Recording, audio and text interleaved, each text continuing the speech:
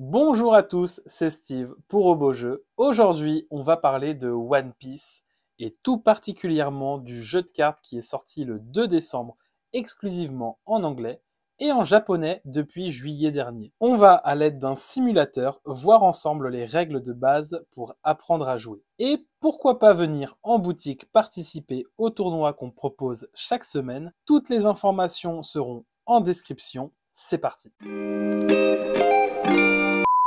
Si vous êtes habitué aux jeux de cartes type Magic, Pokémon ou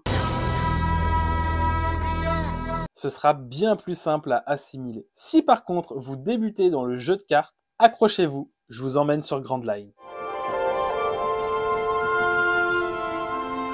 Alors, pour une meilleure lisibilité, je vais illustrer certains de mes propos avec OPTCG Sim, qui est un simulateur gratuit que vous pouvez télécharger. Je vous mets le lien dans la description. Il vous permettra de confectionner vos decks et de les tester soit avec vous-même ou contre d'autres joueurs en ligne. Pour commencer, de quoi se compose un deck? Il y a 3 types de cartes. Le leader, le deck de Don et votre deck principal avec les cartes à jouer. Commençons par le leader. C'est votre héros pour la partie. On distingue 4 choses importantes. Premièrement, en bas à droite, les points de vie.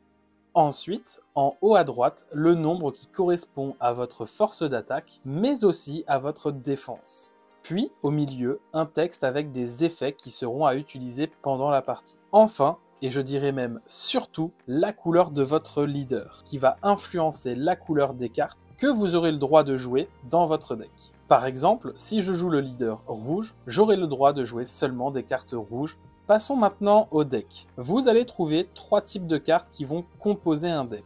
Tout d'abord, les personnages. Ils sauront vous épauler pour affronter le leader adverse et lui infliger des dégâts. On peut voir sur cette carte 4 informations importantes. En haut à droite, comme le leader, la force du personnage. En haut à gauche, le coût nécessaire à payer pour pouvoir jouer cette carte. Au milieu, potentiellement un effet à utiliser pendant la partie. Et à la verticale gauche, vous pouvez retrouver pour certains personnages un counter plus 1000 qui vous permettra d'augmenter depuis votre main la force d'un personnage ou leader pour vous défendre. Passons ensuite aux cartes événements. Ce sont des cartes à usage unique que vous pouvez utiliser pendant la partie à un certain moment en payant le coût indiqué. Et enfin, les cartes stade qui sont des cartes que vous jouerez en payant le coût demandé et qui resteront sur le terrain tant que rien ne l'empêche d'y rester. Ça va jusqu'à maintenant, j'espère que je ne vous ai pas perdu parce que c'est loin d'être fini. Passons au deck de Don ou Don selon comment vous souhaitez le prononcer. Ils auront 2 fonctions.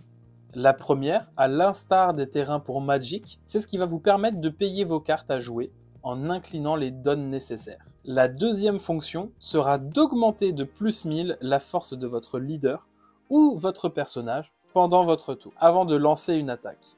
Et évidemment, pour les utiliser, il faut que ces cartes ne soient pas inclinées. Ce deck de Don est composé de 10 cartes. À chaque tour, on en révélera 2 nouvelles. Passons maintenant à la pratique. Pour commencer la partie, on va piocher 5 cartes. Vous avez alors la possibilité de faire un mulligan. Alors non, je ne parle pas du restaurant qui fait l'un des meilleurs Welsh du Nord. Un mulligan, c'est la possibilité de remélanger les cartes que vous venez de piocher avec votre deck et d'en repiocher 5 nouvelles si votre main ne vous convient pas. Il est possible de faire qu'un seul mulligan en début de partie. Réfléchissez donc bien avant de le faire. On va ensuite placer les points de vie de notre leader sur le côté. Une carte égale un point de vie. Place au combat. Votre tour va être séquencé par différents points. Je remets mes personnages et leaders droits s'ils étaient inclinés. Je remets les dons qui étaient potentiellement affiliés au leader ou au personnage dans la zone de don. Je pioche 2 dons que je place dans cette dite zone, puis je pioche une carte dans mon deck.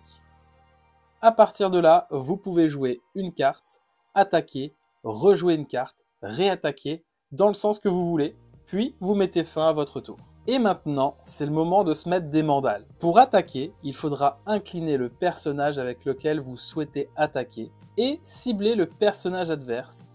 À une exception faite, c'est que vous n'avez pas le droit d'attaquer un personnage adverse qui n'est pas incliné, mis à part le leader adverse. Lui, vous pouvez vous faire plaisir, incliné ou non. On va comparer les forces des deux personnages. Si vous attaquez un personnage adverse et que vous êtes plus fort, le personnage adverse va dans sa défausse.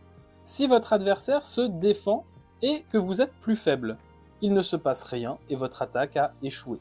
Si vous êtes de force égale, l'attaquant est prioritaire, votre adversaire défausse son personnage. Si les attaques sont dirigées vers le leader, oui, parce que c'est quand même le but du jeu pour gagner, le leader ne va pas en défausse, l'adversaire va piocher une carte dans ses points de vie. Bon, c'est bien beau de se mettre des mandales, mais c'est bien de se défendre. Pour ça, vous avez deux possibilités.